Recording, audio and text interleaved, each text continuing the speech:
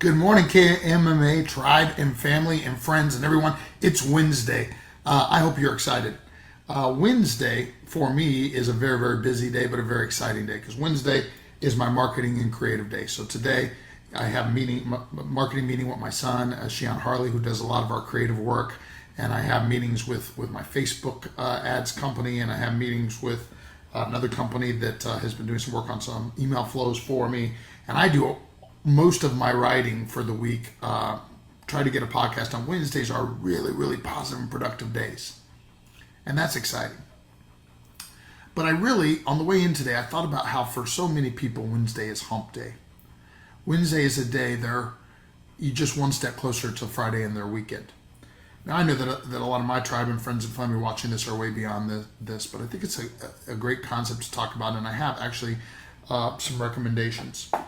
First and foremost, of course, so many people have said this great quote that I'm not going to attribute it to anyone because who knows who really said it first. But, if you love what you do, you never work a day in your life, right? Like we've heard this one. And certainly it's true that, like I wrote about in chapter 7 of my book, Discovering Your Superpowers, that, if we are living in our calling, if we're able to figure out our passion and our purpose and our calling, then it's especially exciting to come to work every day. However, there are other realities which cause us to have to work and make a living, even if we're not living our dream right now. So as I was meditating upon this on the way in today, I remembered back to a book I read years ago called the EntreLeadership Roller Coaster by Darren Hardy. Pretty sure it was that one. I've read a lot of books by a lot of people, so I could be misquoting, but I think it was that one. He had this brilliant thing where he spoke to the 4 reasons to find the 4 ways to find passion in your work. And most of the time we think of the first one, what I've talked about so far. I am blessed to be living my calling, my passion, my purpose, and so of course it's very easy. And that is the first way to be passionate about your work, and that is to be passionate about what you do. But there's 3 other things that can motivate you, even if you're not in your dream job, your dream career. And so he spoke of one, finding your calling, your passion, your purpose, the thing that lights you up, and where you wake up every morning thinking about how you're going to contribute to the world that day. Man, that's the best, I can tell you. But if you're not in that job, there's 3 other, I think he called them secrets, or to being able to get passionate about Wednesday. The second is about why you do it. And so perhaps there can be some higher intrinsic calling, even if you're not actually doing the work that you love, but there is a strong reason why. Rather, that is some charitable organization that you're supporting or helping inside or outside of the vocation. Rather, that's some other why. I'll give you a why that kind of leads to what he called to the third.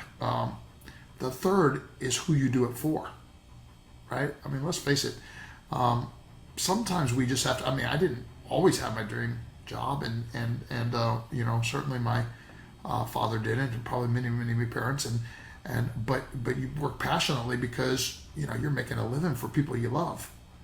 That's a pretty good why as well, right? And the fourth one he hit that I found in some ways the most interesting was he said, you can be passionate because of how you do it. The idea on this one was that whatever work you do, if you decide that I am going to be the best at this particular thing, I'm going to do it to he used the example of a house cleaner that he had that just, took such good care of his home, and he talked to her about it one day, and, the pride was in the work. By the way, as I walked in this morning, my cleaning crew was in here, the company that I hired to do that, and they were mopping my floor, and they're those kinds of people. They take pride in their work, and you can be great at anything when you do that, right? It's the 4th kind of passion. So the 4 things are what you do, and I think what I would want to say there is, yes, you do want to. There's kind of 2 extremes to this idea, right? I believe you should always be looking for what that calling is, right? So if you're not living in your calling at that moment, you should be looking, what is my calling? What am I really put on this earth to do? I believe it's an important thing for us. And eventually, you might be blessed to get to do it like I am. But, when I said the balance, well, here's what I'm talking about. Unfortunately, some young people can sit around in analysis paralysis because they haven't found it yet. And the secret is this: you got to get to work doing something. Get to work and pay attention to the other three reasons, right? And then find the first one along the way. So, and the second one, so it's what we do, it's why we do it, it's who we do it for, and it's how we do it. And man, I think that talking to those young people again, if you can master the how we do it, like everything I do, I'm going to do with excellence. What we call here in my dojo black belt leadership excellence. So all my black belts go out with this attribute, right? Like when we can do that, all the others are more likely to fall into place, to include the getting to do what I was put on this earth to do. As proud as I am, and I'm really excited right now because I got a couple of new full-timers that I'm bringing up to be the next generation here at Krav Maga Martial Arts that will actually be doing it for a career. But as proud as I am for those that decide to stick around, either for a career or through college, or the high school, or whatever, and help raise up the next generation of black belt leaders at KMMA, I'm also super proud of all the ones that went off to pursue their calling in the world.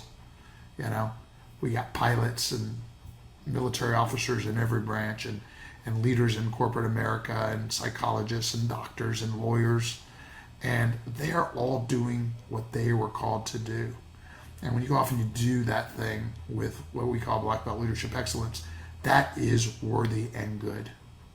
So you know who you are. I'm talking to Ollie, and hey, am I like my son Sean Harley, who's amazing here right now teaching through college, but he's in his third year, and his calling is cybersecurity. He's fired up for that, and sure enough, we need it right now, right? And my middle son Diego is going to he's doing some combination of the military and wants to be an engineer. He's not 100% sure there yet, and my youngest one's still figuring it out too, but that's okay, as long as we are always moving forward and giving our best. And the last thing I'll say about Wednesday Hump Day, to kind of wrap this thing up, is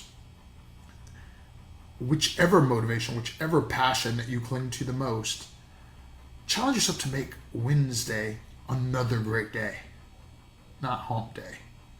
And that's what we're going to do today. Hey, I appreciate y'all. I hope that this message had some meaning to you, and I look forward to seeing you around in the community, on the floor, in one of our events here really, really soon.